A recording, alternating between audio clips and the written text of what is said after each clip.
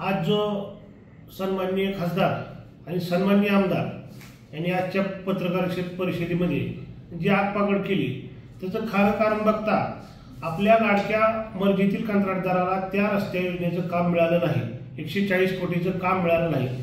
केवळ त्यामुळे त्यांनी आज जो तीळ पापड केलेला आहे, वारंवार प्रशासकीय यंत्रणेवर दबाव आणून, वारंवार मुख्याधिकारी यांच्यावर दबाव आणून ते काम लाडक्या गुत्तेदाराला म्हणजे संभाजीनगरच्या त्यांच्या एका लाडक्या गुत्तेदाराला देण्यासाठी ते वारंवार दबाव आणत होते, परंतु ते काम सदरील गुत्तेदाराला मिळाले नसल्यामुळे त्यांनी आज ही सगळी आगपागड केलेली आहे। पालिका तुमच्याकडे, आमदार तुमचे, खासदार तुमचे, तुम्ही राज्याचे प्रमुख नेते असताना सुद्धा शहरातील रस्त्यासाठी 1 रुपयाचा निधी तुम्ही आणू शकले नाही आणि तुम्ही आज जनतेच्या त्रासाबद्दल बोलत आहे।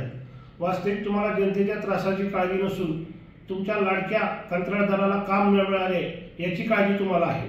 आता परत SIT लावायची मागणी म्हणजे परत चालू होणाऱ्या रस्त्याला, शहरातल्या कामाला हा खीळ घालण्याचा प्रकार आहे।